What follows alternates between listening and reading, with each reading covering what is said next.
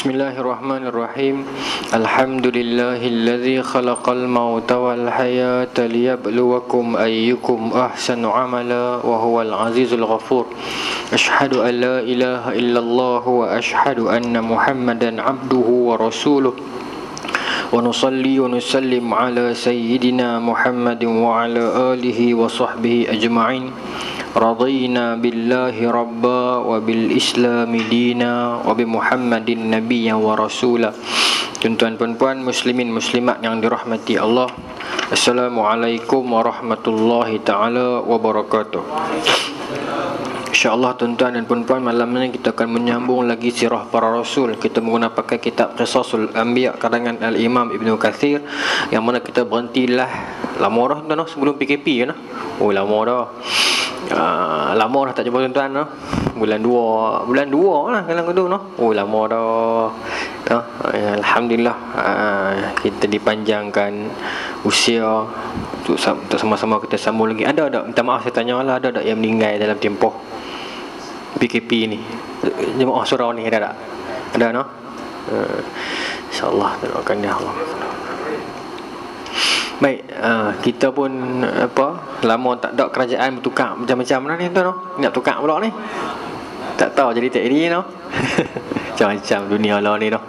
Allahu akbar. Saya tanda di sini tuan-tuan, kita berhenti pada bahagian yang diperbunuh. Kita dalam bab Nabi Allah Saleh kan. Kita berhenti yang saya tanda di sini bulan 2 itu dekat ayat surah Hud ayat 65 ni, depa bunuh depa bunuh unta Nabi Saleh tu. Kemudian apa jadi? Itu kita berhenti kat situ. Kita nak sambung waktu malam ni insya-Allah. Allah Subhanahu wa taala berfirman, A'udzubillahi minasyaitonir rajim, fa'aqaruha faqala tamatta'u fi darikum salasata ayyam dzalika wa'dun ghairu makdzub. Ya, yang bermaksud mereka membunuh unta itu, maka berkata Saleh, bersukarialah kamu sekalian di rumahmu selama 3 hari.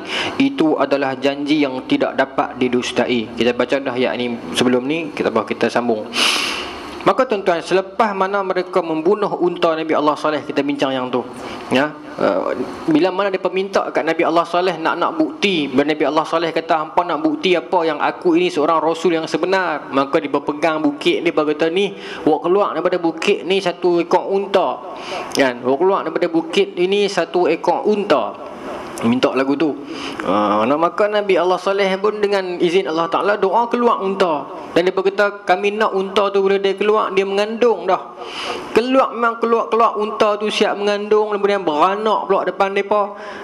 Dan akhirnya unta itu disebut dalam Quran naqatallah, unta Allah, yang mana unta itu menjadi asbab orang mula lembut hati mereka. Ya, memang banyak tempat-tempat atas dunia ini, kejadian-kejadian alam ini yang menyebabkan hati kita ini makin lembut. Tuhan suruh kita perhati, inna fi khalqis samawati wal ard wa ikhtilafi laili wan nahara la ayatin liulil albab.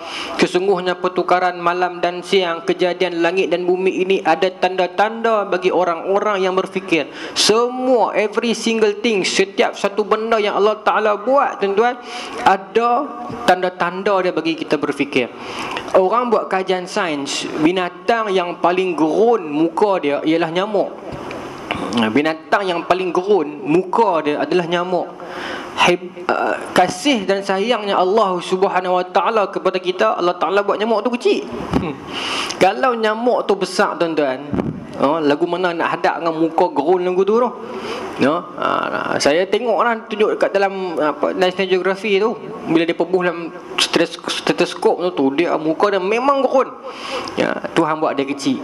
Dan saluran-saluran darah dia, dengan dia punya orang kata paru-paru dia, sistem pernafasan dia hebat, kecil ya. Allah Ta'ala boleh buat.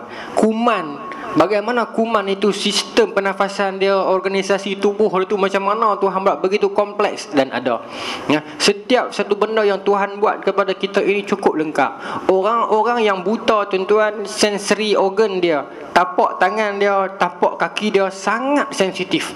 tersangat sensitif. Saya pernah sembang dengan orang-orang di dalam persatuan orang buta di Brickfields. Mereka cerita, Ustaz, kami semayang kat sini, kalau orang masuk di pintu sana, kami boleh tahu orang tu masuk, tak apalah.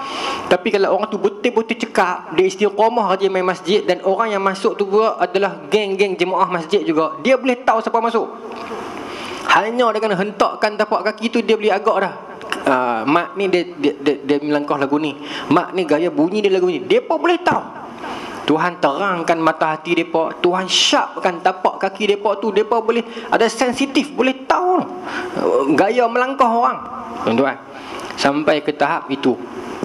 Begitulah Allah Subhanahu Wa Taala dengan kehebatan dan keagungan Allah menciptakan alam ini bagi kita berfikir. Macam kes unta tadi inilah. Kes unta tadi ni, bila orang tengok mula lembut hati, mula ada yang nak beriman dah, nak ikut Allah Ta'ala, nak ikut Nabi Soleh dah, maka mereka golongan-golongan yang kaya raya, golongan bekas saya kata lah, Quran sebut mereka ni kaya raya sikit, mereka tak boleh tahan, maka mereka bunuh unta tersebut. Kita nak sambung yang tu lah. Mereka pergi jumpa dengan Nabi Allah Saleh, mereka kata, kami telah bunuh unta itu wahai Saleh, sekarang hang nak buat apa? Speechless Nabi Allah Saleh. Terus Nabi Allah Saleh kata, tak apa, bersukarialah, tamatta'u, bersukaria, ini sindiran, ya. Berseronoklah di rumah kamu salasata ayyam, 3 hari, bersukarialah, ya. Kemudian kamu akan sakitlah, zalika wa'dun ghairu makzub, kemudian akan datang janji Allah yang takkan didustai. Ulama menyebutkan bahawa ketika mereka menyembelih unta, orang yang pertama sekali menyerang unta itu ialah namanya Qidar bin Salif. Tulis bilah kod boleh mau cucu jangan buh. Qidar bin Salif laknatullahi alaih. Sehingga unta itu terpelanting jatuh ke tanah. Lalu mereka beramai-ramai membunuh dan memotong-motong dengan pedang mereka. Ketika anak unta itu mengetahui akan perkara tersebut, ia lari ke atas gunung menjauhi mereka, seterusnya melenguh sebanyak 3 kali di atas gunung, ya. Anak unta tengok bagaimana mak dia kena bunuh dan kena cincang dengan orang-orang musyrikin ni. Anak dia lari ni atas gunung dan mengeluh, mendenguh kat sini, mengeluh bunyi lagu sebanyak 3 kali. Ya, baik. Kemudian firman Allah Subhanahu Wa Taala, bersukarialah kamu dalam rumah kamu selama 3 hari, yakni selain pada hari tersebut. Namun mereka tidak juga percaya dengan janji Nabi Allah Saleh yang telah disokong oleh bukti kebenarannya. Bahkan kepentingan harinya, mereka justru merancang pembunuhan Nabi Allah Saleh. Pembunuhan yang mereka lakukan terhadap unta itu berlangsung pada hari Rabu. Ni dia kira balik macam mana. Mereka bunuh unta tu hari Rabu. Kalau tuan-tuan perasan, hari Rabu ni banyak kes. Hari ni hari apa? Rabu juga dapat sokongan majoriti. Rabu ni banyak kes, ya? Sebab kalau tuan-tuan kita patah balik kisah Nabi Allah Hud dulu, ya, yang kata angin tu main pun hari Rabu. Sebab tu orang tua-tua dulu kata hari Rabu ni jangan buat apa-apa program kan. Cuma kita dah bincang dalam bab ni, Imam Ibn Katsir kata tak ada dalil yang tu. Cuma mungkin orang tua-tua kita kata duk ada hari lagi 6 lagi, boleh pilih hari lain kot. Cuma kalau jangan percaya kata hari Rabu ni siap, tak boleh, okay? Baik.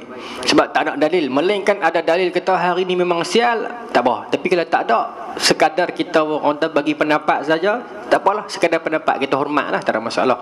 Cuma jangan kita pegang atas keimanan kita hari-hari sekian sial, tak boleh. Melainkan ada dalil dia. Baik. Tuan-tuan, pembunuhan itu berlangsung pada hari Rabu pada petang hari, ya. Baik. Kemudian setelah mereka pergi rumah Nabi Allah Saleh petang tu juga, punya berani ni, lepas mereka bunuh petang tu juga, mereka pergi rumah Nabi Allah Saleh. Nabi Allah Saleh bagi tahu kat mereka, pergi balik rumah hampa bergembira bang 3 hari. Lepas tu hampa boleh sakit. Lagu itulah bahasa utara dia. Mereka jadi ketak, maka mereka kata kita kena bunuh Saleh pula. Mereka nak bunuh Nabi Allah Saleh pula. Baik.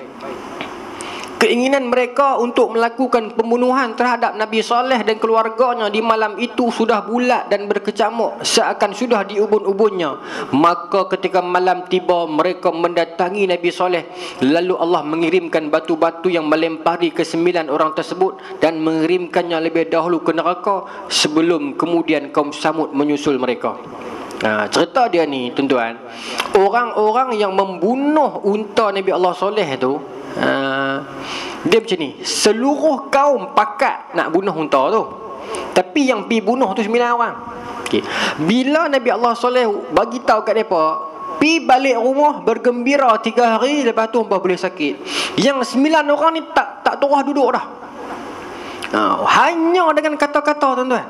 Oi tuan-tuan, kata-kata jangan main. Kata-kata boleh mengubah hidup seseorang. Hari ini Datuk Seri Anwar keluarkan kata-kata, dapat sokongan majoriti berapa orang, jatuh saham hari ni. Hanya dengan kata-kata. Jangan main. Tuan-tuan, betul kata-kata dia bisa menghiris hati orang. Kadang-kadang hanya dengan mak dia kata, aku menyesal lah beranak kat hang, anak boleh terguris tak balik kampung puluhan tahun. Dan sebab tu orang tua duk ajak kita, bila marah anak jangan kata bodoh, kata betuah lah ya, anak betuah oi. Padahal marah kat dia, tapi sebut anak betuah oi, betuah punya budak. Dalam duk marah tu doa juga yang elok. Pasal kata-kata itu bisa jadi doa, dan kata-kata itu kita risau dia boleh merubah hati seseorang. Kata-kata tu tuan cukup pedih. Nah, kata-kata ada kuasa yang sangat hebat pada kata-kata ni. Sebab itu berapa banyak speech yang mengubah dunia. Saya ada satu buku di rumah, A Speech That Changed the World, ucapan yang telah mengubah dunia.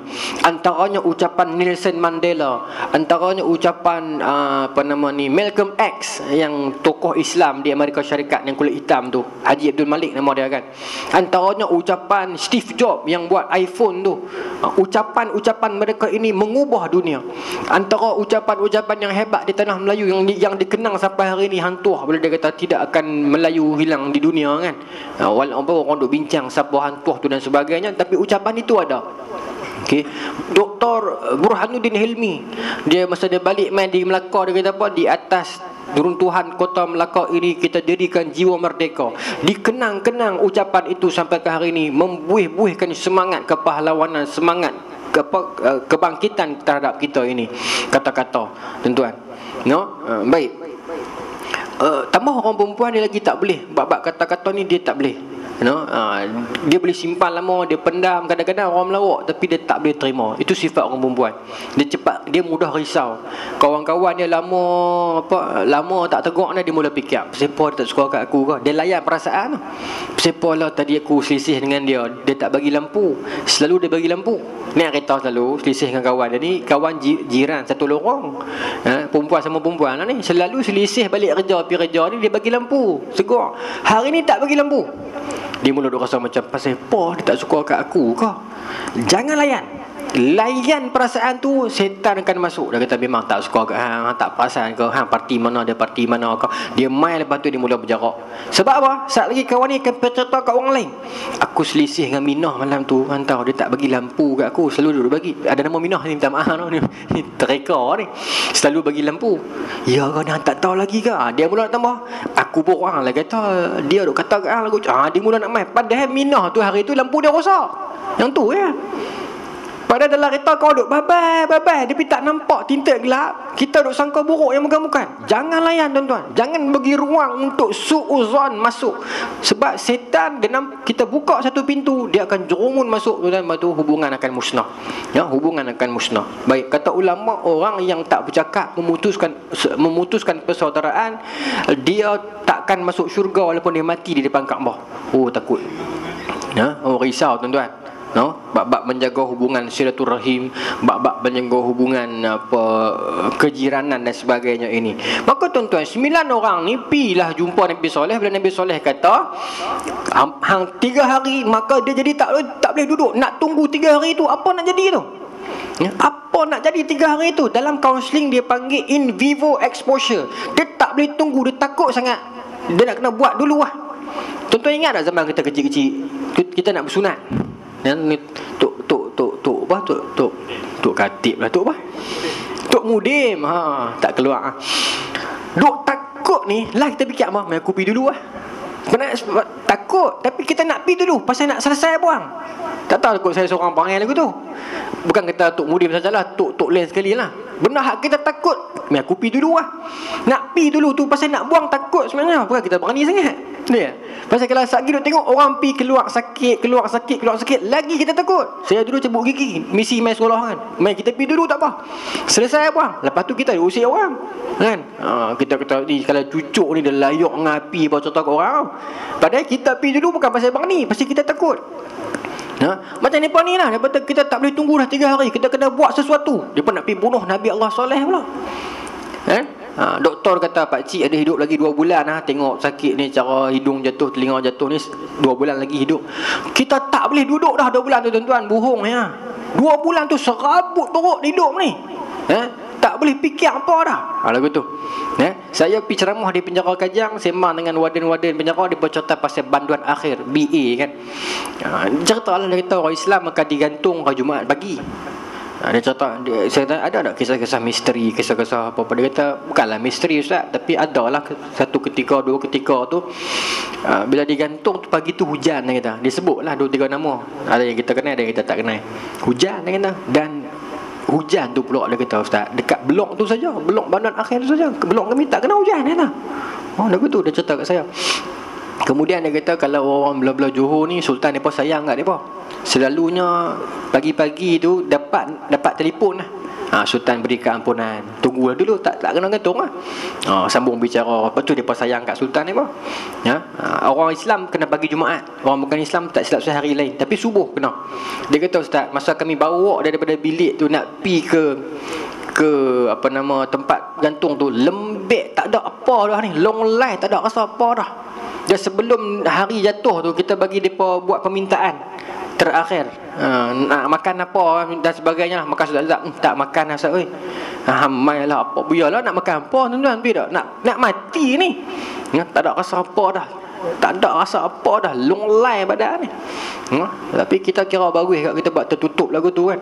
Kalau tuan-tuan pergi di Amerika Syarikat, ada satu gambar filem tajuk dia di juri. Saya tengok masa PKP tu, cerita pasal orang ni kena fitnah. Ini cerita betul. Ni cerita betul di Amerika. Rumah dia terbakar. Kemudian anak dia mati rentung. Dia lari keluar, dia tak masuk dalam. Lepas tu di tepi rumah tu ada tong macam tong minyak tau. Bila polis main buat siasatan, kuki-kuki semua, dia persyak dia yang bunuh anak dia. Dia bakar anak-anak dia sebab dia ada hutang banyak. Tapi hakikatnya dia tak bakar anak-anak dia. Cuma bila wartawan mai polis semua pekat gaji kata rupanya dia bakar anak dia ni sebab dia ni hutang banyak. Maka dia dijatuhkan hukuman mati ya. Tapi cerita tu menarik sebab dia tak bakar anak dia. Lepas tu dia perlu kaji, pergi jumpa dengan hakim macam-macam, semua tak mau pandang kes dia pasal dia orang biasa bukan orang besar.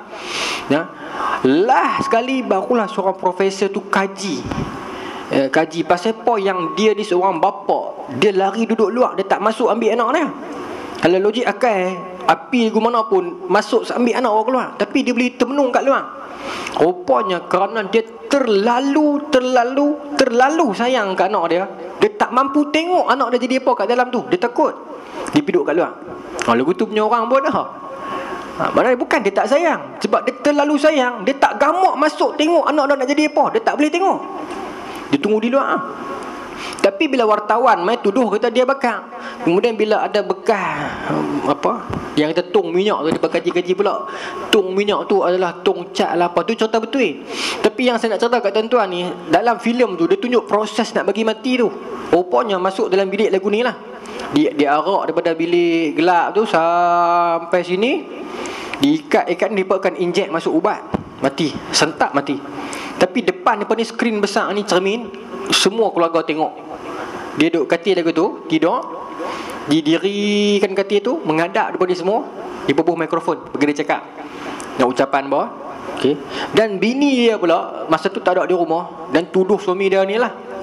Tapi bila last sekali bini dia kata sebenarnya dia tahu suami dia tak bunuh dan dia tahu memang kebakaran sungguh, tetapi sebab mak bini dia ni, mak mentua ni nak duit pampasan daripada kematian itu, maka suruh tuduh bunuh juga. Macam tu pula dah politik Amerika ni. Akhirnya dia mati sentak depan orang. Tengok baru tu rupanya dahsyatlah hukuman ni. Tapi kira orang kata okey lagi lah. Ya, kalau kita kembali kepada Eropah zaman dulu, dia panggil zaman draconian law, lagi dahsyat, dia punya bunuh. Nah, siapa bergaduh, tuan-tuan kata tadi yang kita kata Minah dengan Pi'ah tadi bergaduh, pi jumpa hakim, padri akan suruh lawan tumbuk hang aku. Siapa yang kuat, siapa yang menang, dia betul. Siapa yang kalah, salah. Itu yang zaman tu disebut sebagai zaman Panglima Hitam kalau tanah Melayu, kan? Iaitu siapa kuat dia betul, siapa lembek dia salah. Walaupun rumah dia dirompak, barang-barang dah dirampas, dia lawan dengan Panglima, dia kalah, maka dia adalah salah, Panglima betul. Tapi di Melayu saya tak tahu, tapi di negara orang putih diamalkan undang-undang tu. Dia panggil trial by combat. Nak tahu siapa betul, kena lawan. Macam tu. Itu yang Perdana Menteri buat. Ini kepala bapak engkau, ni kepala bapak dia, pijak siapa boleh pijak dia betul. Itu memang berlaku dalam undang-undang Eropah. Islam datang menyucikan undang-undang itu. Islam punya dasar yang suci semua. Sebab Islam datang ke Eropah. Yang bawa Islam ke Eropah siapa? Orang Eropah sendiri. Orang Eropah daripada pok suku Norman yang pi jajah negara Islam dekat Pulau Sicily, dia buat balik kitab orang Islam, buat balik pi England. Masa tu King Henry kedua nama dia. Dia buat ambil kitab orang Islam tu, antaranya kitab Muwatta' Imam Malik, kitab Al-Idrisi, maka dibentukkan, disebut sebagai common law, undang-undang yang common, yang sama. Dulu undang-undang tak sama. Setiap tanah, tuan tanah baron akan buat land undang-undang.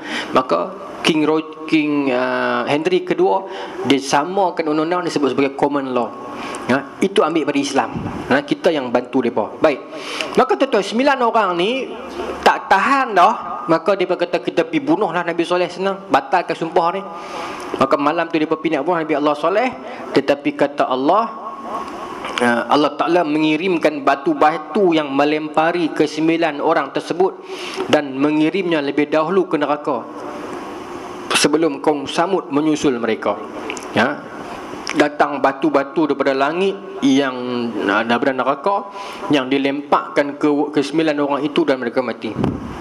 Kemudian tuan-tuan, pada esok harinya, hari Khamis, 3 hari Nabi Soleh janji, esok harinya pada hari Khamis yang merupakan hari pertama disaksikannya akan pemandangan itu, maka wajah kaum Samud mendadak bertukar menjadi kuning, sama seperti apa yang diancamkan oleh Nabi Allah Soleh. Sehari telah berlalu dari ketentuan 3 hari yang dijanjikan Soleh, kata mereka. Esoknya penduduk kota itu yang subahat dengan 9 orang ni, rupanya azab mereka lagi dahsyat. Sebab apa? Azab mereka bersifat psikologi sekali. Hari pertama mangkit tidur, tunggu apa nak jadi ni? Apa nak jadi? Tengok kawan dah, muka hang kuning ni, hang demam kuning apa? Member dia kata, hang pun kuning. Tu dia. Rupanya seluruh penduduk kota wajah mereka kuning. Itu sebagai ayat, sebagai tanda Tuhan nak beritahu, that was the first day. Ni hari pertama counted, dikira. Kalau tak berlaku apa-apa, mungkin dia bukan kata ni melawak kot, Nabi Soleh melawak. Tapi Tuhan tak bagi sakit. Tuhan tak bagi mereka sakit, Tuhan tak bagi mereka apa. Tuhan bagi muka mereka jadi warna kuningnya. Tak boleh duduk, tuan-tuan. Duduk tak kena, berdiri tak kena, tidur tak lena, makan tak lalu. Pasal apa fikir, tinggal lagi 2 hari nak jadi apa kat kami ni? Padahal Tuhan bukan bagi mereka sakit, jatuh, lumpuh, tak. Sihat, walafiat, boleh keluar sembang pergi kedai. Tapi mampu tak nak pergi kedai? Tak mampu. Hanya dengan wajah tukar jadi kuning. Allahu Akbar. Nak jadi apa ni? Tuan-tuan, Tuhan psycho otak mereka ni. Tu cerita hukuman terhadap kaum Nabi Soleh ni dahsyat. Sebab bersifat emosi dan fizikal. Emosi dan fizikal. Psikologi punya serangan ni. Kemudian pada hari kedua, wajah mereka berubah menjadi merah. Daripada kuning tu, masuk hari kedua, hari Jumaat tu, daripada kuning tu transform jadi merah. Tuhan nak beritahu apa? Aku tengah kira ni. Kemarin hari pertama kuning, hari ni jadi merah. Aku duduk kira ni ada progres ni. Tuan-tuan, kalau kita duduk tempat depa tak takut ke? Tak takut ke? Tanda-tanda tu jelas kat muka kita ni. Tak sakit apa, tapi tak tenteram duduk. Ini siapa yang memusuhi Allah, Tuhan janji dah, Tuhan akan campakkan ke dalam hati mereka perasaan yang takut. Dalam surah Al-Imran, bila baca kita kisah surah perang Uhud, Tuhan sebut Tuhan akan letakkan dalam hati mereka ru'ba, takut. Tak tahu bawah duduk takut. Bukti ada tak Ustaz? Bukti dunia lah ni kita boleh buktikan. Amerika Syarikat kuasa terkuat dunia. Presiden dia nak pi mana pun, apa sahaja kenderaan presiden dia, 2 tuan-tuan pun tahu. Dia ada jet nama Air Force One, kapal terbang dia. Akan terbang sekali terbang 2. Dia takkan terbang satu sebab dia takut siapa-siapa tembak. Dia kena terbang 2. Dan presiden akan naik salah satu random, siapa pun tak tahu. Sebab apa? Sebab takut dengan bayang-bayang sendiri. Dia ada kereta nama Cadillac One, kereta tu pun ada 2. Dia ada helikopter nama The Marine One, helikopter tu pun ada 2. Apa sahaja kenderaan rasmi presiden ataupun pakaian dan sebagainya, semua ada 2. Sebab presiden terlalu takut dengan bayang-bayang sendiri.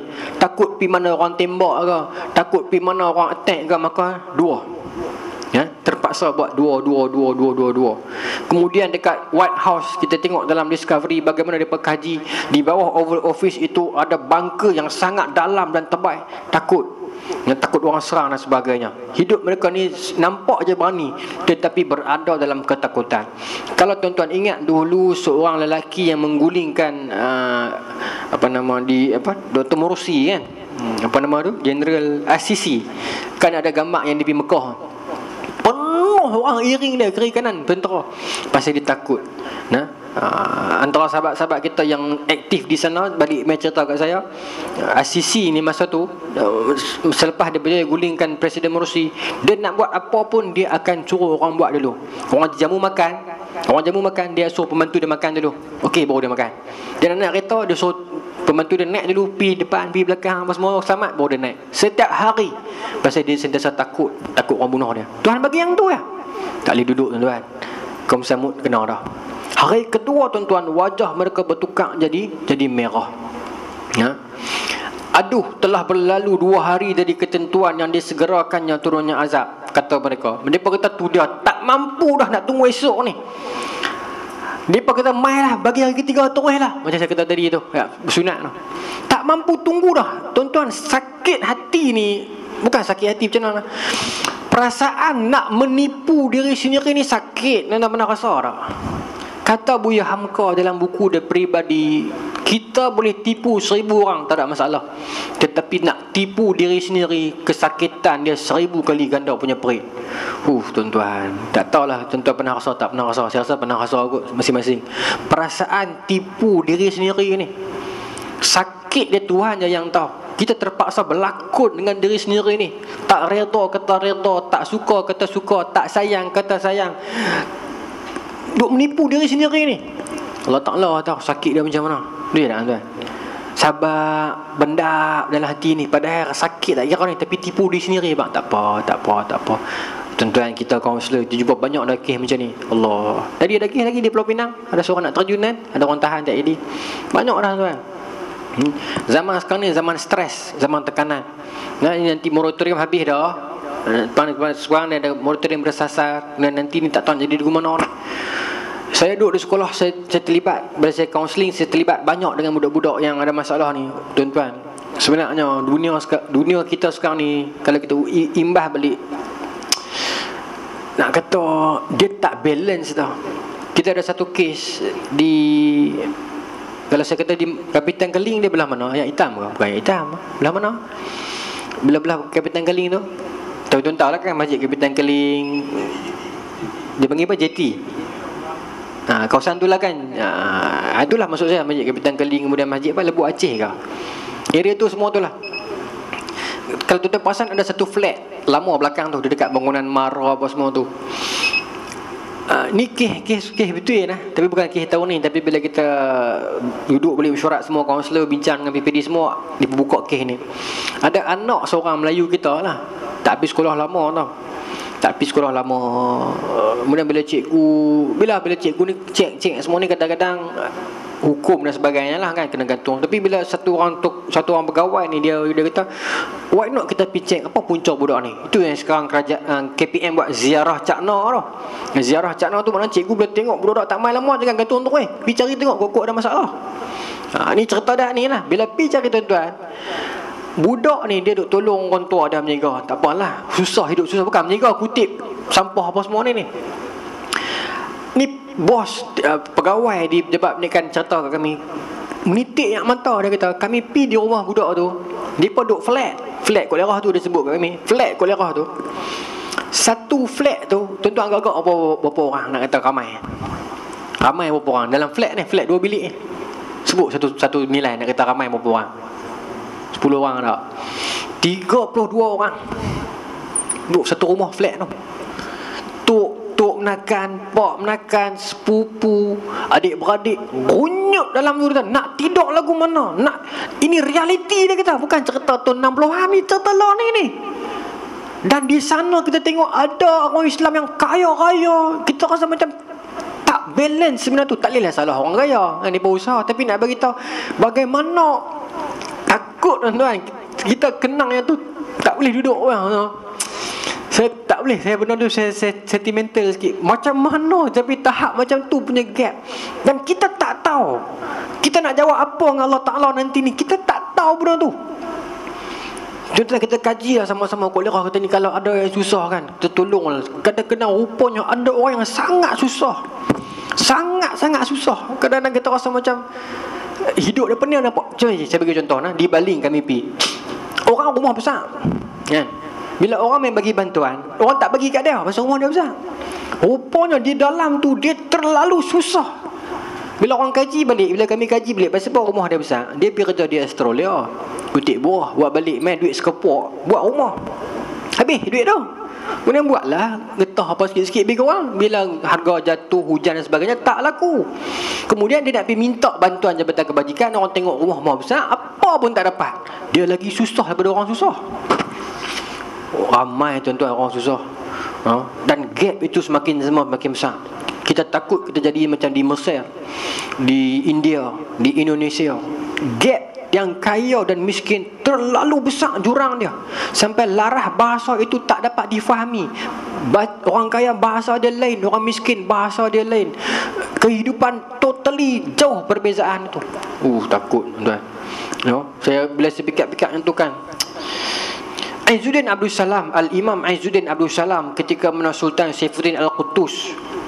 Sultan Saifuddin Al-Qutus ni dia naik tahta tahun 567 Hijrah.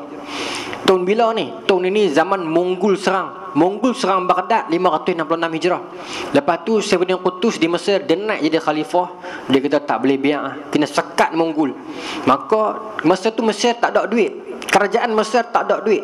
Macam mana nak lawan dengan Mongol? Maka Sultan Saifuddin Al-Qutus minta pendapat fatwa daripada para imam di seluruh Mesir, nak minta boleh dah nak ambil duit rakyat. Maka datang perintah itu terhadap Al-Imam Izzuddin Abdul Salam. Imam Izzuddin Abdul Salam kata, selagi tak habis duit menteri, jangan minta aku bagi fatwa ambil duit rakyat. Menteri-menteri kaya-kaya di Mesir ni, rakyat miskin, tiba-tiba hang suruh aku main kutip duit rakyat, dia kata. Padahal Sultan Saifuddin Qutus bukan jahat nah, dia baik. Yang menteri kaya-kaya ni bukan sebab dia, sebab sebelum dia baru naik ya. Kata Izzuddin Abdul Salam, kikih habis dulu duit menteri-menteri yang kaya tu, baru main tanya aku. Tegah metro-metro tu. Padahal perjuangan tu nak lawan Mongol, jihad. Itu pun Sultan Imam Izzuddin Abdul Salam tegas. Tegas dengan prinsip dia. Baik, saya sambung tuan-tuan. Isyak lah, kalau ikut Pulau Pinang dia kena berhenti kalau bunyi isyak lah. Ya kan? Tak apa, sama juga. Saya kena perhabis hari Ahad ni. Okey, baik. Hari Ahad ni saya perhabis tuan lah. Muka jadi satu lagi nak ni, kita sambung bulan depan. Maka tuan-tuan, pada hari Ahad itu, pada hari ketiga, mereka tak boleh duduk dah, tak boleh bangun dah, lembek. Bukan sebab sakit, tapi sebab tak tahu nak jadi apa dah. Pada hari ketiga, wajah mereka yang merah itu bertukar menjadi hitam. Dan pada petang tersebut, mereka berteriak, keluar rumah ramai-ramai berteriak, dalam ni kata histeria. Sungguh benar-benar tibanya saat turunnya azab. Tak tahu 3 hari tempoh yang Nabi Allah Saleh bagi dah selesai dah. Dia pun Nabi minta taubat, tak terima dah. Mana Tuhan dah lock dah dengan ayat tadi tu. Aduun ghairu makzub. Janji terhadap musuh ni, janji yang Tuhan takkan makzub, Tuhan takkan dustakan, Tuhan takkan tarik balik. Maknanya kita nak taubat sampai sini kan, rongkong boleh lagi. Tapi untuk mereka ni, no, setakat tu ya. Pasal mereka dah cabak Allah Ta'ala. Walaupun mereka hidup lagi 3 hari, 3 hari tu tak boleh buat apa dah. Taubat pun tak terima dah. Ui tuan-tuan, nak kata syok ni, tapi nak kena sambung bulan depan. Takut nanti polis main ronda. Sini tak tahu, tapi tempat kami dia ronda kalau lebih waktu. Sebab kita sambung bulan depan, no? Tak puas lah, tapi tak apalah, kita hormat SOP. Bagaimana 3 hari tu mereka hidup dan mereka menyesal dah, tapi taubat tak boleh. Macam mana perasaan tuan-tuan, no? Kita tak dia dekat situ lah. Matahari naik belah lain, tak tahu bulan depan lah. Nah, panjang ini. Sebab lepas 3 hari tu pun nak jadi, no? Wallahu ta'ala alam. Kita sambung bulan depan insya-Allah. Mudah-mudahan tak ada belah ni tak ada apa dah kot, no? Bulan lepas ada kan belah ni kan. Bismillahirrahmanirrahim. Allahumma razuqna fahman nabiyyin wa ifdal mursalin wa alamal malakatil muqarrabin wa hdina fi dayatil arifin bi rahmatika ya arhamar rahimin. Allahumma ja'al jamana hadza jam'an marhuma wa tarfaqna mimman tafarraqan ma'suma wa la taj'al lana fil wala ma'na wa la mantaba'una syaqiyan wa la matruda wa la mahruma. Rabbana atina fid dunya hasanah fil akhirati hasanah wa qina adzaban nar. Sallallahu ala sayyidina Muhammadin wa ala alihi wa sahbihi ajma'in walhamdulillahi rabbil alamin. Assalamualaikum warahmatullahi ta'ala wabarakatuh.